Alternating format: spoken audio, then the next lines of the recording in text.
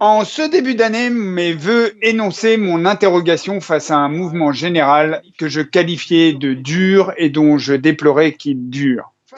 Face à un monde où le feu gagne, un monde où sa logique et son espace grandissent, en contrepoint, je souhaitais que 2020 soit l'année d'un levain, pour que lève la pâte humaine, un ingrédient inattendu qui apporte de la magie dans le pétrin, en somme. Ce micro-organisme, pas si inattendu que ça, puisque le GIEC en formulait l'augmentation de la probabilité depuis une quinzaine d'années et que les précédents lui donnent un air de récurrence, SRAS, que ne sait-on encore, ce micro-organisme, je ne l'imaginais pas là tout de suite, je ne le pensais pas là comme ça.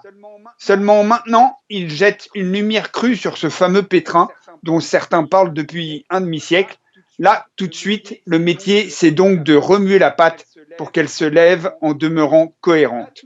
Là, tout de suite, il y a de multiples éléments qui peuvent nous permettre de lever la pâte à la main plutôt que dans un pétrin mécanique.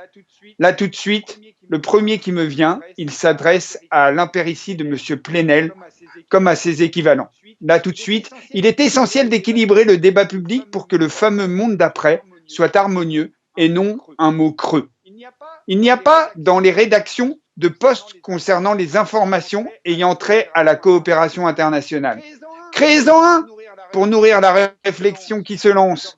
Les organisations non gouvernementales ne sont jamais appelées à autre chose qu'à soumettre des tribunes en réponse aux mesures gouvernementales. Donnez-leur l'espace dans vos colonnes qui leur permettrait d'informer réellement des expériences et innovations de terrain.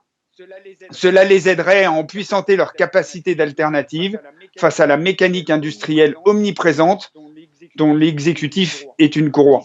Qui sait cela? Cela pourrait même empuissanter votre lectorat et vos rédactions en renouvelant le fonctionnement d'une profession où l'éthique intellectuelle imposerait des temps de carrière proches des carrières sportives au plus haut niveau. Parce que c'est sportif d'informer sur des vrais dossiers. C'est du stress, des efforts, des enjeux démentiels et une empreinte sur l'imaginaire qui ne permet pas de justifier des carrières de 40, 50 ans, comme bien trop souvent pour les grosses têtes médiatiques. Là, tout de suite, c'est indispensable de se doter de moyens d'empuissanter le débat, de hausser le niveau, disait Bizot. À bon entendeur, c'était la chronique du docteur. C'était bien, c'était bien. Il y avait des... J'ai vu des mollesses, hein. J'ai vu des gna là.